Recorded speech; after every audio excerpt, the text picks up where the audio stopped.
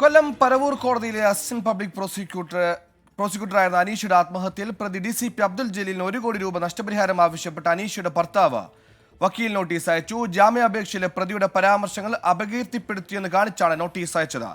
മാവേലിക്കര ജില്ലാ ജഡ്ജിയാണ് അനീഷയുടെ ഭർത്താവ് KN അജിത് കുമാർ. അരുൺ രാജ് കൊല്ലത്ത് നിന്ന് വിശദാംശങ്ങൾ നൽകുന്നു. അജിത്, അരുൺ, എന്താണ് ഇപ്പോൾ ഒരു നഷ്ടപരിഹാരം ആവശ്യപ്പെട്ടുള്ള ഒരു വക്കീൽ നോട്ടീസ് അയക്കാനുണ്ടായ കാരണം, പശ്ചാത്തലം? അനീഷ ആത്മഹത്യ ചെയ്യുന്നതിന് പിന്നാലെ നിരവധി ആരോപണ പ്രത്യാരോപണങ്ങൾ സമൂഹത്തിൽ ഉയർന്നു വന്നിരുന്നു. തുടർന്ന് അനീഷയുടേതായി പുറത്തുവന്ന ശബ്ദ സന്ദേശങ്ങളിൽ സഹപ്രവർത്തകരുടെ മാനസിക സമ്മർദ്ദമാണ് ആത്മഹത്യയ്ക്ക് കാരണമെന്ന് കൃത്യമായി തന്നെ വെളിപ്പെടുത്തിയിരുന്നു. ഇതിന് പിന്നാലെ ഈ കേസിൽ അന്വേഷണം നടത്തിയ ക്രൈംബ്രാഞ്ച് അനീഷയുടെ സഹപ്രവർത്തകരായ അബ്ദുൽ ജലീലിനെയും അതുപോലെ തന്നെ ഷാമിനെയും അറസ്റ്റ് ചെയ്യുകയും പിന്നീട് കോടതി ജാമ്യത്തിൽ വിടുകയും ചെയ്തു. ഈ കേസിൽ കോടതി ജാമ്യത്തിനായി അബ്ദുൽ ജലീൽ നൽകിയ ഹർജിയിലാണ് ഈ കുടുംബ പ്രശ്നങ്ങളാണ് അനീഷയെ ഇത്തരം മാനസിക സമ്മർദ്ദങ്ങളിലേക്ക് കൊണ്ടു നയിച്ചതെന്നും കുടുംബ പ്രശ്നങ്ങൾ മൂലമാണ് അനീഷ ആത്മഹത്യ ചെയ്തതെന്നുമുള്ള പരാമർശങ്ങൾ ഉണ്ടായിരുന്നു.